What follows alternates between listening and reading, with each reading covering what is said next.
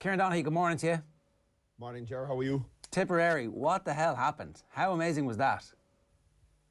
Yeah, look, it was just an amazing day of sport, man. 85 years of pain. And they're a proud footballing county. I know hurling they're known for, but we do a lot of work up there building pitches for clubs in Tipperary, and I can tell you they're big into the football as well. Certain areas would be massive into football, and look, I was delighted for them. I think the Grange Mackler man, Michael Hogan, would have been looking down proud yesterday of his boys in his jersey, because what they did yesterday was amazing. Do you know what they did? They played outstandingly well to a man, and they took the game to Cork. They had all the edge that Cork had against Kerry 2 weeks ago. Tipp had it yesterday, every 50-50 battle, every diving break. It seemed to be Tipperary coming out of it with the ball, and then they had more class up front than Cork, which, you know, I fancied during the week that they had the two best inside forwards on the pitch in Sweeney and Quinlivan. I know Quinlivan was more out of pitch, but in a dream world scenario, they'd probably like to play the two of them inside, which we may see against Mayo. But I think Quinlivan was outstanding. I think they had 9 points between them, Ger, and that's an incredible return from your inside guys. And you know, just heroes all over the pitch, really, and how they played, how they worked, how they tracked for each other. They were so worth the win yesterday. It was amazing, and for the day that was in it, 100 years ago since Bloody Sunday, you know, I'm absolutely delighted for that bunch of players that they were able to make history yesterday, and it is history, and it's, you know, COVID has taken a lot of things away from us, and I suppose it took away the reaction that we would have seen possibly in the crowd yesterday with Tipp fans. I don't think the stewards in Páirc Uí Chaoimh would have been able to hold them back yesterday if they were there. But look, they were around every living room, from Tipperary, from Roscrea down to Golden. So look, it was a huge win for them, and they will relish it and enjoy it. And now they have to focus and dial in for 2 weeks' time against Mayo, because they'll fancy themselves with the confidence of that to go give Mayo a rattle in the All-Ireland semi-final. Yeah, 100%. Like, the benefits of COVID from their perspective, this tournament happening when it's happening. We had Michael Quinlivan in studio. It must have been early in the year. He was talking about going travelling and maybe not playing this year, and here he is starring. They have their Aussie Rules star back playing because he's in the off-season, and actually they're happy enough for him to play a bit and to stay fit. So they've actually benefited massively from the fact that this is a short window that's happening here, and fair play to them. That's exactly how things should be. You know, you play the game and the hand that's dealt you, you deal with that, and all of a sudden, you know, like, it wasn't in any way a fluke. No, it wasn't. If you start Evan Comfort and goals, Ger was outstanding. You go to your full-back, Jimmy Feehan, who, I played against him in a few Munster finals, he was wing back and he was aggressive, in your face, dynamic attacking player. He's gone back into number 3 and made his own, ably assisted by his 2 cornerbacks. They were excellent as well yesterday. You go across the half-back line with Bill Maher at 5 and Kevin Fahey at 6. He was outstanding as well. You have Robbie Kiley, who's kind of always done it on big days and always brought the fight. You had Liam Casey, who, with his moustache, looked like a fella from the 1920s yesterday with his Movember effort, but he was absolutely a Trojan workhorse, competed under every ball, kicked 2 fine scores, one off his right, one off his left, caught a great mark from an absolute stinger of a pass from Quinlivan on the outside of the right boot. Stephen O'Brien, you know, next to him was the same, and you're right, the Colin O'Riordan factor was probably when I saw Powter out and I heard O'Riordan was named. You know, I went from fancying Tipp to you know, being pretty confident that Tipp were going to do this, because, you know, you're adding back in a guy like O'Riordan, just power, leadership, pace, really, I suppose, relishing the opportunity he had to put back on the Tipp jersey again, probably something that he thought may have gone away from him. And huge credit has to go to Davy Power and his management team for making that work. Whoever made the approach to the Swans, it was a masterstroke, because, you know, you take him out of it yesterday, you take those 4 clean catches in the second half out of it yesterday, you take away his distribution, his powerful running, his leadership back there, organising defensively, coming out with the ball. You take all that away from Tipp yesterday, and that game is a lot tighter. And I know he was probably He spoke unbelievably well after it, and he was probably taking a bit of the heat. You know, I'm trying to put it back on the players. Like, he was almost embarrassed that he was the one being interviewed. But for me, he was my man of the match yesterday, Ger, and you know, he had every right to be interviewed, and he spoke so well. And Damien Lawler, who's a proud Tip man, who I know has done great work with them Tipperary boys over the years, underage. He had me above in Killidangan one day with a young Tipperary tall inside forward that he wanted me to work with. Yeah, he got the best out of those interviews yesterday. But O'Riordan was fantastic, and all credit has to go to the Tipperary management and county board for having that vision and looking at such a big picture that, look, this is one crack at this thing. You know, it's a strange year. Let's throw the rule book out. Let's try and get everybody back. And, you know, you even look at the fact that these boys are gone now. You know, they're in an All-Ireland semi-final. Who's to say a few of these hurlers won't be called in? The hurlers are obviously out. They'll be licking their wounds. Some great footballers in that hurling squad. You look at the likes of John McGrath with Lockmore Castellani and them. They were so unlucky to lose that county final by a point. You know, who's to say that they might even call in just to bolster up that squad even more. Delighted for the few older fellas as well, Jar Brian Fox and Philip Austin. You know, Fox made his debut in 2007 and Austin in 2006 in that Munster semi-final where I started my first championship game, and you know, he soldiered an awful long way, and he was always a complete danger. Anytime we were playing Tipperary, you know, he got our utmost respect. He got our best marker. He was a speed merchant, and yesterday he showed that bit of class and awareness and will to win by snatching that ball and tipping it over with his left. So all the credit pours down on top of Tipperary yesterday, and Cork really will be licking their wounds after this one. Let's hear a bit from Conor Sweeney here. Conor, first of all, congratulations, Munster champions. How does it feel? It feels great, yeah. Absolutely delighted, over the moon now, to be honest. Yeah, just great to get over the line. It's a small bit of pressure off, and yeah, thrilled with how we performed as well. The performance is the bonus, and the result is all that matters, and thankfully we got the job done. So many players are involved in Tipperary football down there for a good few years, so it's nice to get a day like this to reward yourself. Yeah, it is, yeah. It's great for everyone. Like I was just saying there, the amount of people that aren't here today is it's weird, it's disappointing for them, but look, we still had a job to do, and I've no doubt they're all proud of us at home. But look, we'll meet up with them over the coming weeks individually and whatever we have to do, and it's not going to take away from our enjoyment or, you know, the occasion. So yeah. Is it extra special on a day like today as well? Yeah, I think it is. I think as a player we kind of didn't focus too much on our pre-game because we had a job to do. It's only now we can reflect and kind of enjoy the whole history behind the centenary year and things like that. So yeah.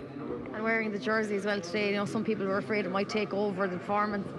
Yeah, no, we made sure that it wouldn't. We had that well discussed. We wore the jersey for the last week and a half at home in training, so you know, we weren't going to be put off by it or anything like that. So yeah, like, look, it's important as a player. Like, we had a job to do today, and football, the match was first and foremost. And once we got that done, now we can only sit back and enjoy the whole experience. Keep the jerseys for the semi-finals, I say, no? I was just about to come on and say, absolutely keep them. First of all, they're fantastic.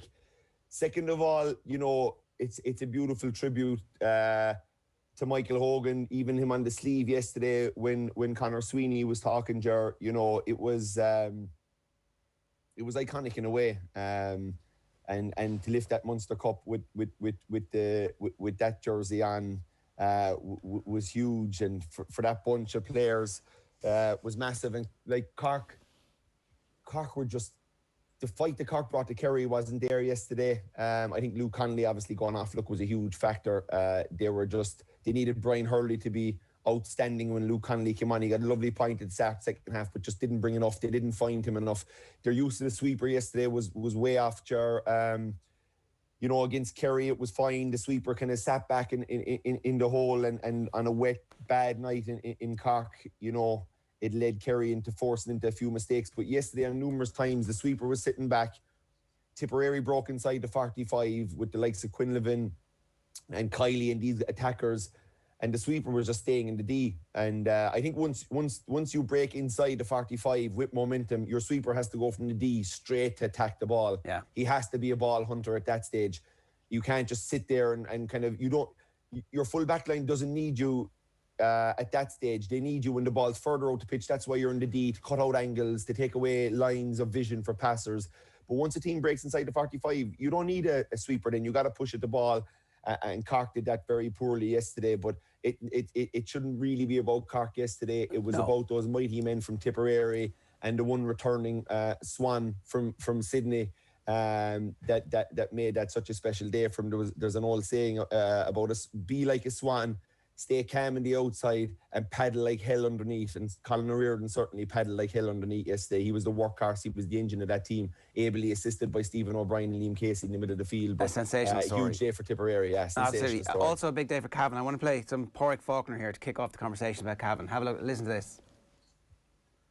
Do you know, the league we didn't go too well. All I care about is the belief of the 40 lads that's on our panel, and the belief after that, I couldn't care less whether Cavan people believe we want to do it or not. People outside, I think this Cavan or the Cavan people this year with this team believed we were going to win today. People outside the county, we couldn't care what they think. Whether they want to leave us the underdog, that's all right. We proved them wrong today. Well, in saying that now, being the underdogs here today, it must have worked out for you. Of course. You know, it's nice going in with we went in with nothing to lose. Do you know, Donegal 9 finals in 10 years. Do you know, Cavan 2 finals in 2 years. You know, it's we came with nothing to lose today, and we just played out of our skins. Joy, just sheer joy coming off them. Yeah, sheer joy, man. That's the beauty of sport. I'm sure if you'd have interviewed the Donegal lads, you'd get the other side of the story, Ger. But it's, look, I suppose when you were after watching the Tipperary game, and I put up a tweet that I saw some fella say about, you know, if Cavan win, you'd have the same 4 provincial finals that you had in 1920. No, the odds in that at the start of the year, you know, look, you'd probably call Mayo and Dublin, yes, but there's no one in their right mind would have called Tipperary and Cavan. So it's funny how sport works and how fate works. It's a mad stat, but it kind of looked like even 15-20 minutes to go in the Cavan game, I was going, this is going to go for it. Like, you know, they started really well, like Tipperary. In these games, Jerry, I made the point last week that the first thing you have to bring is edge and warfare. You have to bring that to the table. And if you have that with you, then you're just hoping guys play well and your game plan works. But if you don't bring the edge and you don't bring that warfare to it, well, then your game plan and hoping guys play well is less likely to happen, because what edge and warfare gives is it brings energy. I complained about that, you know, that Kerry didn't have enough of it, and there was stages where we could have got more out of guys on that side of things in that last to Cork that wasn't there. But you saw Cavan yesterday. They brought it. It started with the 2 boys in the middle of the field. James Smith was out there as well. Thomas Galligan. Look, you know, I was above at the Monaghan game. He came on. His last catch against Monaghan set up Raymond Galligan's kick to win a game, coming from 6 down with 9 minutes to go. His catch yesterday, which was an absolutely unbelievable catch, set up the play for Gearóid McKernan to put it in on top of it. The big save by Raymond Galligan from Jamie Brennan was a huge changing factor in the game. Cavan up a point, Brennan goes through. You know, Galligan, it's a great save. Now, you know, you will say that looking back at it from the slow motion replays, Galligan can only do what he can do. He can only stop it. But, you know, Brennan, you were hoping he'd go left or right and keep it on the deck. You know, good height for the keeper, right down his throat. Galligan has been amazing all year. And his save was huge. Oisín Kernan's point, they made the big plays too when the game was on the line. Oisín Kernan's point from out in the left wing was massive.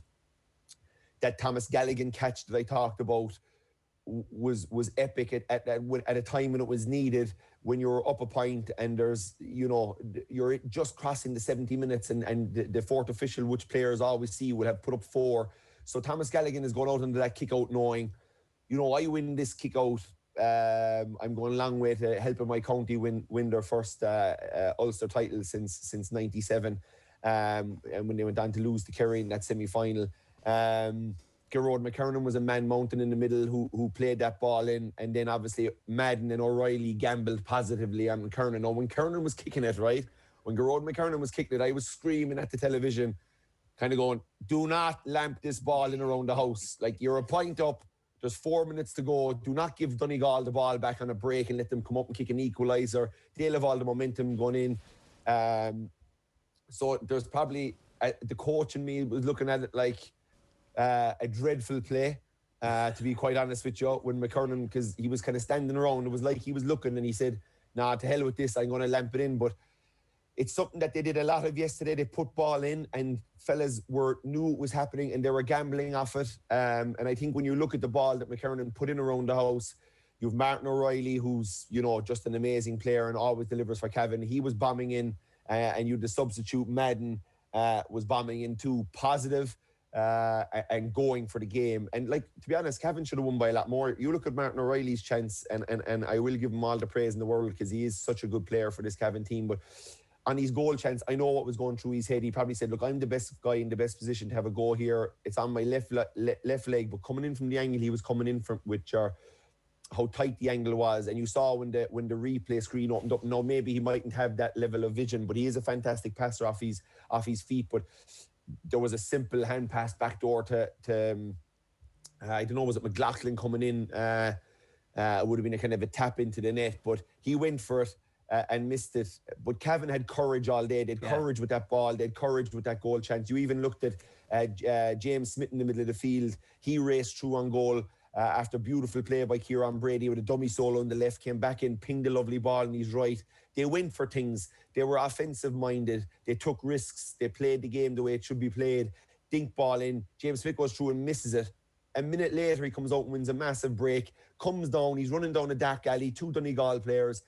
He puts the ball under the arm jar, bursts past him, shimmies back onto the right and kicks an absolute raker. I mean, this is 40 seconds after missing what could have been the chance that would have given Cavan glory. And you know, that's going on in the guy's head. Not a bother on him. Mickey Graham has done such a great job with that team to get him into that position where they are. The balls. You know, absolute Look, balls. I want to read you this. They were resilient all day, Jar. They showed huge resilience, and they've shown resilience 6 down against Monaghan. What did they show? Balls and resilience. 10 down against Down. What did they show? Balls and resilience. And what they showed yesterday against a really good Donegal team that everybody was raving about and everybody thought that they would put it to Dublin. Yes. When you look at them yesterday, you know, we talk about Dublin, they're on a different level, but you know, Cavan just showed super courage, and resilience is the word I'd use about this Cavan team.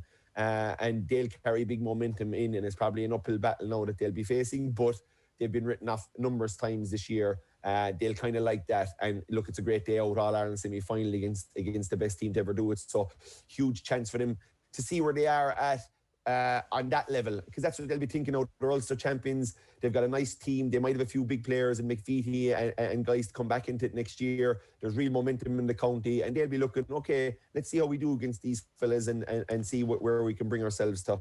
So yeah, no, huge for them. A comment on YouTube from the Boar's Head. Well, lads, that's 40 Ulster titles for Cavan, says Hugh in the Boars. Good morning to Hugh, and that's a long time waiting. Oh, I was at the Hugh last night, I can tell you, and I talked to him numerous times about a lot of these young Cavan fellas when we were covering the Monaghan game. I spoke to him for a good while on the phone on the way up to that game, you know, and all these young fellas, the Madden and the Smiths that he was talking about, you know. They're excited. You see their county championship form that they showed. You see the young underage success that they've had over the last number of years. You're starting to see that come to fruition now. So, yeah, Cavan, I disagree with Sean Cavan. I think they were 7th last night in the Sunday game. I saw them in. I think that's way off. I saw them last year beat Monaghan, and they're certainly further down the line. I would have had them probably outside Donegal, outside Tyrone. I think they're better than Down. I think they're better than Derry, better than Antrim. Yeah. So yeah, they'll be far further up the list in my estimation. I want to join the last 2 talking points this morning together, because Dublin were absolutely phenomenal. Conor Callahan's catch for the goal was like, okay, right. Wow, you can do that as well as like being a dominant inside forward. But John Connellan was a former Westmeath footballer, is watching this. Maybe he's a current Westmeath footballer. I didn't mean to retire in there. Was watching this and saying, and has penned an open letter, which has gone viral very quickly, because I think it resonated with a lot of people, that Leinster football is essentially dead, and the beast that is Dublin and the investment that came from Sean Kelly's committee has tipped the competitive imbalance too far, to the point where nobody can compete with the Dubs anymore. Partly that's true. Partly this is an indictment of what's gone on in Meath and in Kildare in some respects, but equally the finances are hard to argue with. So can we talk about all these things together? Because I think that they're all part of it. Like, certainly as a non-Dub watching that, but living in Leinster and supporting a Leinster team, it's like, what is the point of this anymore? Look, yeah. Look, you can't argue with a lot of stuff that's in John's letter, and I think the main thing is, look, Dublin are self-sufficient now. They don't need any more money. You know, the membership the clubs have, the amount of kids that are playing the game. You know, what this Dublin team, they've inspired a generation of youngsters around Dublin. You know, when I was starting out on my Kerry jersey, you'll be in Dublin and it'll be Arsenal, Liverpool, United jerseys everywhere. I'm driving through Dublin now on a constant basis with work, and it's Dublin jerseys left, right and centre. The girls, the women's team have done the same for the young girls in the county. So they're self-sufficient. So I think John's major point in this is, look, just try and give people as much money as you can to the other counties to try and bring the standards, levels of coaching, probably investment into it up. And you can do all that. But look, I'm still slow to take away from this current bunch of players and how they've kind of amalgamated two real teams, because you can look at Man United, who have all the money in the world, who have all the recruits in the world, who have all the investment in the world, and they can't get it right. They can't do it. They can't win games. They can't win like they used to win, we'll say. So, you know, money is a factor, but I'm not putting what this great Dublin team have done down to money in my eyes. I think it's injust to the level of talent that they've produced player wise, and yes, maybe that task force that Sean Kelly has put together in 2003, and I only really got into that yesterday. I'd say Sean might be ducking. There might be a few snipers out from in Kerry with this task force that he put together for the Dubs. I'm sure there's a lot of people who would have said, Jesus, Sean, you should have stayed quiet. And he did a lot of great things in his presidency. I don't know about that one. But no, look, I really do. I really would warn against taking away the credit from this bunch of players. I always say they're a generational bunch. You can put as much money into someone as you want. You can't make them play like they do under pressure. Have that level of skill that them players have worked on since they're young kids. You know, absolutely their coaching and, you know, just an example of where they are probably versus most other teams. I came down the back of the tunnel in O'Moore Park when they were playing Westmeath. We were covering it for Sky, and came down the back steps just after half time, after we'd finished our piece, and there was ads and the second half was starting. And I said I'd run down to the toilet, and I passed 5 guys on laptops with their back to the game underneath the stand in O'Moore Park, looking out into the car park, all headphones on, all heads down. I don't know what they're doing or what their role is. I'm sure it's statistical maybe. I'm sure it's GPS possibly. But I just don't see that with any other county. We were there about 5 hours beforehand. The stewards had said there was people sent down to check the height of the crossbar for Stephen Cluxton. Check the goal mouth area. How level was it? How flat was it? They're gone to the next level with that. But I still slow Ger to take away from these players, and I know they have an advantage. They've advantages. They're playing at home all the time. They're playing in their own stadium in Croke Park all the time. They obviously have financial backing now, and I think that's where people are starting to look at it, and that's probably where John's letter is coming from. It, the amount they get in GAA grants, the amount they get in sports capital grants, and I think what the point is from him is can we start spreading the wealth that Dublin are self-sufficient now, and I think that is correct, and Dublin will acknowledge that themselves. But this, I'm not saying, and I will not say ever, that this Dublin team and the successful road that they've been on is down to anything else like generational players they've had. If you go through the originals, the Stephen Cluxtons, the James McCarthy's, the Bernard Brogans, the Paul Flynn's, the Brian Cullens, the Kevin McManamans, the Keane O'Sullivans, the Michael Dara McCauley's, the Dean Rocks. You add in a beautiful blend then of guys that came in kind of around 15. Kilkenny came back from Australia.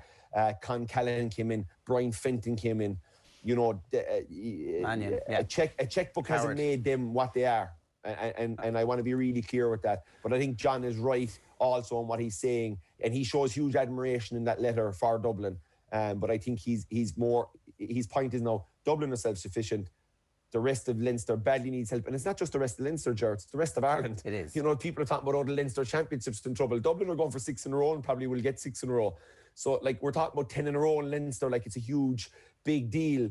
This crowd are about to go 6 in a row all over Ireland, which has never been done by any team in the associate. Maybe there's been ladies' teams that have done it actually. But Cork, like, yeah, Cork footballers, yeah. But Kerry footballers, I think, as well. Yeah, the Dublin Camogie team. Yeah, look, I get your point. I think there's definitely... We've started a conversation today. We can continue that because there's a couple of weeks where we get to luxuriate in the quality of the football, but also the debate that has been opened up by John Connellan as well. I think so. I think it is a debate that's probably opened up and it will get people talking. But it's just a perfect storm right now with Dublin, Ger, with their sponsorship, their investment, their county board, how good they are, their media team, and how good they are. You know, the way this team is planting seeds in every youngster around Dublin. That's what he means by self-sufficient. And I think he wants a fair crack by other counties getting some support financially to try and bridge the gap. It's not going to close it. It's not going to do anything magical. But I just think it is he's looking for more help for the rest of the counties.